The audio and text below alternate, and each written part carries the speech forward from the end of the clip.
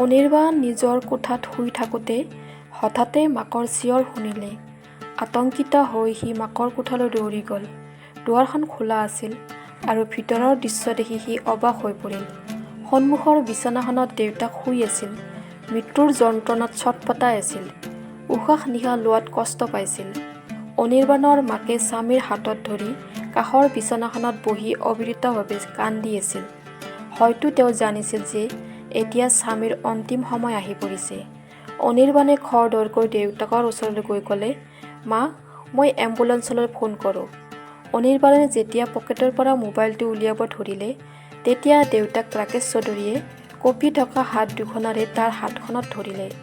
ৰাকেশ চৌধুৰীৰ বন্ধু বিধৱা পত্নী মেঘালীও তেতিয়া তেওঁৰ কাষতে আছিল।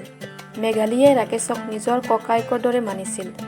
ৰাকেশৰ অসুস্থতাৰ কথা গম পোৱাৰ লগে লগে তাই দৌৰি আহিছিল। ককায়েকৰ এনে অৱস্থা দেখি মেঘালী কান্দোনত ভাগি পৰিছিল। মেঘালী খৰধৰকৈ আগবাঢ়ি আহি ৰাকেশৰ ভৰিৰ ওচৰত বহিল। ককাইদেউৰ কি হ'ল বৌ? এখেতে একো নকয় কিয়? এখেতক চিকিৎসালয়ত নিব লাগে। তোমালোক কিয় এনেকৈ বহি আছা? মেঘালী চিন্তাত পৰিল। অনিৰ্বাণৰ মাতৃয়ে মেঘালীৰ কথাত গুৰুত্ব নিদি গিৰিয়েকৰ হাতখনত খামুচি মাৰি ধৰি মনে মনে বহি থাকিল। চকুৰ পৰা চকুৰো বৈ আহিছিল। তেতিয়া ৰাকেশে থোকাথুকি মাতেৰে ক'লে, মোৰ শেষ সময়ৰ ওচৰ চাপিছে। মোক হস্পিতাললৈ নিয়াৰ প্ৰয়োজন নাই। মোৰ শেষ ইচ্ছা পূৰণৰ বাবে মোৰ আপোনজনৰ ওচৰত মৰিব খোজোঁ। মোৰ ল'ৰা আৰু মেঘালীৰ কন্যা অৰ্পণাৰ বিয়া পাতি দিবা। মেঘালী এগৰাকী বিধৱা আৰু তাইৰ মূৰত কন্যাজনীৰ বোজা আছে। মই বিচাৰোঁ অনিৰ্বাণ তাইৰ জোঁৱায়েক হওক। অনুগ্ৰহ কৰি মোৰ শেষ ইচ্ছা সন্মান কৰিবা, কাৰণ মই বন্ধুক এই প্ৰতিশ্ৰুতি দিছিলোঁ। ৰাকেশ চৌধুৰীৰ উশাহ চুটি হৈ আহিল। পত্নী মায়াই গিৰিয়েকলৈ থৰ লাগি চাই থাকিল। শেষ মুহূৰ্তত দেউতাকে কি কথা ক'লে তাকে শুনি অনিৰ্বাণ আচৰিত হৈছিল। কিন্তু দেউতাকৰ স্বাস্থ্যৰ অৱনতি ঘটা দেখি তেওঁ অধিক অশান্তিত পৰিল। সি পকেটৰ পৰা মোবাইলটো উলিয়াই ল'লে যাতে এম্বুলেন্স মাতিব পাৰে। কিন্তু ঠিক সেই মুহূৰ্ততে দেউতাকৰ মৃত্যু হৈছিল। হাত দুখন নিৰ্জীৱ হৈ পৰিল আৰু ডিঙিটো এফালে ওলমি থাকিল। মায়াৰ ডিঙিৰ পৰা বিকট চিঞৰ এটা ওলাই আহিল। মেঘালীও মাটিত বহি হিয়া ঢাকুৰি কান্দিবলৈ ধৰিলে আৰু অনিৰ্বাণে নীৰৱে চকুলো টুকি দেউতাকৰ শৰীৰটোলৈ চাই থাকিল। কিছু সময়ৰ পাছত ওচৰৰ মানুহ আৰু আত্মীয়ক খবৰ দিয়া হ'ল। যিসকলে ৰাকেশৰ মৃত্যুৰ কথা জানিব পাৰিলে তেওঁলোকে দুখ প্ৰকাশ কৰিব ধৰিলে। ৰাকেশৰ মৃত্যুৰ শোকত সকলোৰে অৱস্থা বেয়া আছিল, কিন্তু মায়াৰ অৱস্থা আটাইতকৈ বেয়া আছিল। কাৰণ কেৱল স্বামীৰ মৃত্যুৱেই নহয়, তেওঁৰ শেষ ইচ্ছাই মায়াৰ বুকুৰ জোকাৰি গৈছিল। তাই কেতিয়াও মেঘালীৰ জীয়েকক বোৱাৰী কৰি আনিবলৈ সাজু নাছিল। তেওঁ কেতিয়াও মেঘালীক ভাল পোৱা নাছিল। কাৰণ মেঘালী বিধৱা হোৱাৰে পৰা আজিলৈকে স্বামীয়ে তাইৰ খৰচ বহন কৰিছিল। কিমানবাৰ মায়াই নিজৰ ইচ্ছা আকাংক্ষাক মনতে পুহি ৰাখিব লগা হৈছিল। কাৰণ তাইৰ স্বামীয়ে ঘৰ খৰচৰ বাবে কিছু পইচাহে হাতত ৰাখিছিল আৰু বাকীখিনি তেওঁ মেঘালীৰ ওচৰলৈ পঠিয়াই দিছিল। এই কাৰণে মায়াৰ মেঘালীৰ প্ৰতি ঘৃণা ভাৱ জাগি উঠিছিল। অৱশ্যে মেঘালীয়ে মায়াক বৰ ভাল পাইছিল আৰু তেওঁক বায়েক বুলি গণ্য কৰিছিল আৰু তাইৰ ওচৰতো কৃতজ্ঞ আছিল। কিন্তু তাই ভিতৰি ভিতৰি গম পাইছিল যে মায়াই তাইক একেবাৰে পচন্দ কৰা নাছিল। দেউতাকৰ শ্ৰাদ্ধ সম্পন্ন কৰাৰ পিছত অনিৰ্বাণ কোঠাৰ ভিতৰলৈ আহিল। তেতিয়া মাকৰ লগত স্থানীয় তিৰোতা কেইজনমান বহি আছিল। মেঘালীও তাত বহি আছিল। অনিৰ্বাণে ক'তো অৰ্পণাক দেখা নাপালে, যাৰ লগত দেউতাকে তেওঁৰ বিয়াৰ কথা কৈছিল। অনিৰ্বাণে শোকত ক্লান্ত হৈ পৰিল। কঁপালত হাত দি তলমূৰ কৰি চকীখনত বহিল। ঠিক তেতিয়াই সি চিনাকি মাত এটা শুনিলে, এইটো লওক, পানী খাওক। অনিৰ্বাণে যেতিয়া মূৰটো ওপৰলৈ তুলিলে তেতিয়া দেখিলে অৰ্পণা হাতত এগিলাচ ঠাণ্ডা পানী লৈ তাৰ সন্মুখত থিয় হৈ আছিল। বগা দুপট্টাখনেৰে তাইৰ ৰং জিলিকি আছিল। চকু দুটা ৰঙা আৰু ফুলি আছিল। হয়তো অনিৰ্বাণৰ দেউতাকৰ মৃত্যুত তাইও শোক পাইছিল। অনিৰ্বাণে পানীৰ গিলাচটো তাইৰ পৰা ল'লে। সঁচাকৈয়ে সেই সময়ত তাৰ পিয়াহ লাগিছিল। সি এটা উশাহতে পানীৰ গিলাচটো খালী কৰি পুনৰ অৰ্পণাৰ হাতত তুলি দিলে। তাই গিলাচটো লৈ উভতি গ'ল আৰু অনিৰ্বাণে তাইৰ ফালে চাই থাকিল। তাই বৰ ধুনীয়া আছিল। পঢ়া শুনাত বৰ চোকা আছিল। ৰাকেশ চৌধুৰীয়ে তাইক বিশ্ববিদ্যালয়ত নাম ভৰ্তি কৰাই দিছিল। এতিয়া তাই স্নাতক ডিগ্ৰী লাভ কৰে। তাইক বিয়া কৰাবলৈ অনিৰ্বাণৰ কোনো আপত্তি নাছিল। দিন পাৰ হৈ গ'ল। মায়া আৰু অনিৰ্বাণৰ হৃদয়ত ৰাকেশ চৌধুৰীৰ মৃত্যুৰ বেদনা কমিবলৈ ধৰিলে। কিন্তু অনিৰ্বাণৰ মনত আছিল মৃত্যুৰ আগতে দেউতাকে কৰা শেষ ইচ্ছাৰ কথা। মেঘালীয়ে অনিৰ্বাণৰ মাকৰ তাইৰ প্ৰতি সলনি হোৱা ব্যৱহাৰ দেখিছিল। সেয়ে তেওঁৰ লগত অৰ্পণা আৰু অনিৰ্বাণৰ বিবাহৰ বিষয়ে কথা পতা নাছিল। অনিৰ্বাণেও জানিছিল যে মাতৃয়ে মেঘালীক ভাল নাপায়, গতিকে সি মনে মনে আছিল। কিন্তু হঠাৎ এদিন মাতৃয়ে ক'লে, অনিৰ্বাণ, তোমাৰ নিশ্চয় মনত আছে তোমাৰ দেউতাই মৃত্যুৰ আগত প্ৰকাশ কৰা শেষ ইচ্ছাৰ কথা। এতিয়া তেওঁৰ মৃত্যুৰ বহুদিন পাৰ হৈ গ'ল। মই বিচাৰোঁ যে আমি তেওঁৰ শেষ ইচ্ছাক পূৰণ কৰা উচিত, যাতে তেওঁৰ আত্মাই শান্তি লাভ কৰে। কাইলৈ মই নিজেই মেঘালীৰ লগত কথা পাতিম আৰু বিয়াৰ তাৰিখ ঠিক কৰিম। তুমিও বিয়াৰ প্ৰস্তুতি আৰম্ভ কৰা। অনিৰ্বাণে আচৰিত হৈ মাকৰ মুখলৈ চাই থাকিল। সি কেতিয়াও কল্পনা কৰা নাছিল যে অৰ্পণাৰ লগত তাৰ বিয়াত মাকে ইমান সহজে মানি ল'ব। অনিৰ্বাণে বৰ আচৰিত হ'ল। সি অৰ্পণাক পচন্দ কৰিছিল আৰু তাইক আনন্দ মনেৰে বিয়া কৰাব বিচাৰিছিল। মাকে তাৰ মুখৰ হাঁহিটো দেখি অনিৰ্বাণক ক'লে যে বিয়া কৰাৰ পিছত সৰু ভনী দুয়োজনীকে পাহৰি নাযাবা। সিহঁত এতিয়া বিয়াৰ যোগ্য হৈছে আৰু মনত ৰাখিবা সিহঁতৰ দায়িত্ব তুমি পালন কৰিব লাগিব। অনিৰ্বাণে ক'লে, মা তুমি নিশ্চিন্ত মনে থাকা, সিহঁতৰ দায়িত্ব মোৰ ওপৰত। পিছদিনা অনিৰ্বাণৰ মাতৃয়ে মেঘালীলৈ নিজেই ফোন কৰিছিল। যেতিয়া মেঘালীয়ে গম পালে মায়াই অনিৰ্বাণ আৰু অৰ্পণাৰ বিয়া পাতিব বিচাৰে, তেতিয়া তাইৰ আনন্দৰ কোনো সীমা নাছিল। অৰ্পণা তাইৰ একমাত্ৰ ছোৱালী আছিল আৰু শিক্ষিতও আছিল। দুয়োখন ঘৰতে বিয়াৰ প্ৰস্তুতি আৰম্ভ হ'ল। মেঘালীৰ ইমান টকা পইচা নাছিল যে তাই ধুমধামেৰে বিয়া পাতিব পাৰিব। তাইৰ সামৰ্থ্য অনুযায়ী বিয়াৰ প্ৰস্তুতি কৰিছিল। মেহেন্দীৰ অনুষ্ঠানত যেতিয়া অৰ্পণা আৰু অনিৰ্বাণক একেলগে বহিবলৈ দিয়া হৈছিল, তেতিয়া সকলোৱে ৰাধা কৃষ্ণৰ যোৰা বুলি কৈছিল। মেহেন্দী ৰঙৰ চুট পিন্ধি অৰ্পণাক বৰ ধুনীয়া দেখা গৈছিল। আনহাতে অনিৰ্বাণকো বগা কুৰ্তাটোৰে বৰ ধুনীয়া দেখা গৈছিল। মেঘালীক সেইদিনা বহুত চিন্তিত দেখা গৈছিল। কাৰণটো হ'ল অনিৰ্বাণৰ মাতৃয়ে মেঘালীক কাণত ফুচফুচাই কৈছিল, যদি তুমি তোমাৰ ছোৱালীজনীক মোৰ ঘৰত বিয়া দিব বিচাৰিছা, তেন্তে মূল্যৱান যৌতুক দি পঠিয়াই দিবা, নহ'লে তোমাৰ ছোৱালীক বোৱাৰী কৰি নিবলৈ বৰযাত্ৰী নাহে। আৰু মানুহৰ আগত কম, মোৰ ল'ৰাই তাইক বিয়া কৰাবলৈ অস্বীকাৰ কৰিছে।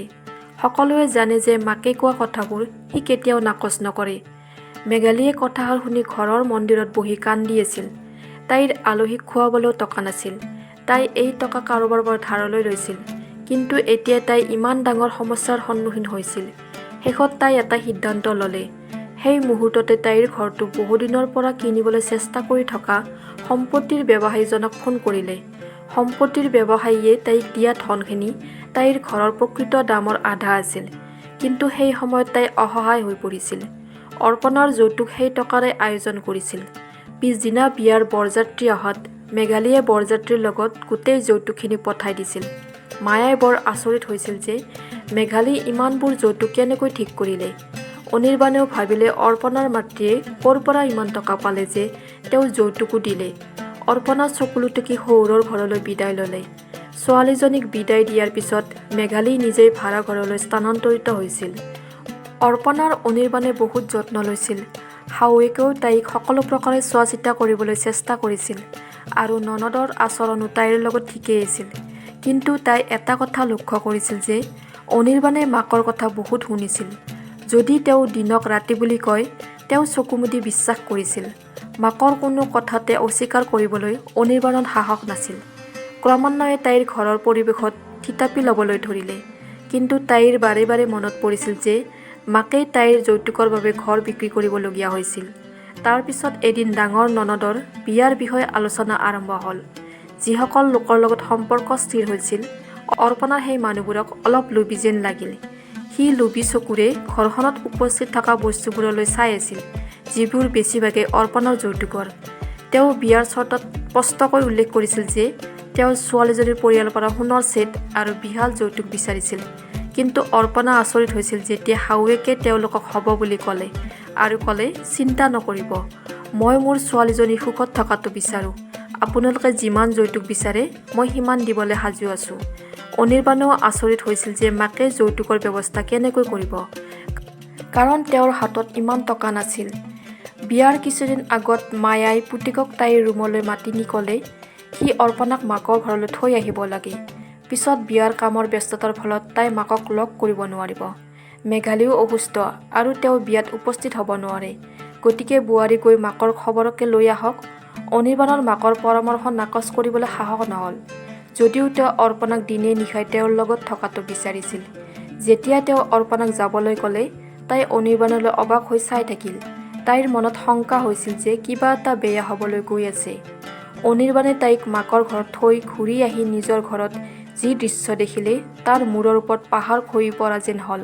ঘৰত শ্ৰমিক কেইজনমানে অৰ্পণাৰ যৌতুকত দিয়া আচবাববোৰ ট্ৰাক এখনৰ ওপৰত উঠাই আছিল। অনিৰ্বাণে লগে লগে মাকৰ ওচৰলৈ গৈ সুধিলে, মা, এইবোৰ কি কৰিছা? মোৰ কোঠাটো কিয় খালী কৰিছা? অৰ্পণাৰ বস্তুবোৰ ক'লৈ পঠিয়াই দিলা? তোমাৰ ভনীয়েৰৰ হ'বলগীয়া শহুৰৰ ঘৰলৈ পঠিয়াইছোঁ। তাইক যৌতুক দিবলৈ মোৰ পইচা নাই, গতিকে অৰ্পণাৰ যৌতুকখিনিকে দিলোঁ। আমাৰ সন্মান ৰক্ষা কৰিবলৈ তাইক বস্তু বাহিনী দিয়াটো দৰকাৰী। এতিয়া তুমিও অৰ্পণাক বিবাহ বিচ্ছেদ কৰাটো ভাল হ'ব। তাইক আমাৰ ঘৰত যিমান সময়লৈ প্ৰয়োজন আছিল, আজি মোৰ সেই প্ৰয়োজন পূৰণ হ'ল। তাইৰ যৌতুকখিনিৰ কাৰণেই তাইক বোৱাৰী কৰি আনিছিলোঁ, যাতে মোৰ ছোৱালীৰ বিয়াত দিব পাৰোঁ। এতিয়া পলম নকৰিবা আৰু তাইক মাকৰ ঘৰত বিবাহ বিচ্ছেদৰ জাননী পঠিওৱা। অনিৰ্বাণৰ মূৰত যেন সৰগ ভাগি পৰিল। সি ভিতৰৰ পৰাই অৰ্পণাক ভাল পাবলৈ আৰম্ভ কৰিছিল। সি প্ৰতিবাদ কৰিবলৈ সামান্য প্ৰয়াস কৰিলে, কিন্তু মাতৃৰ উচ্চ মাতটোৱে তাৰ প্ৰতিবাদবোৰ স্তব্ধ কৰি পেলালে।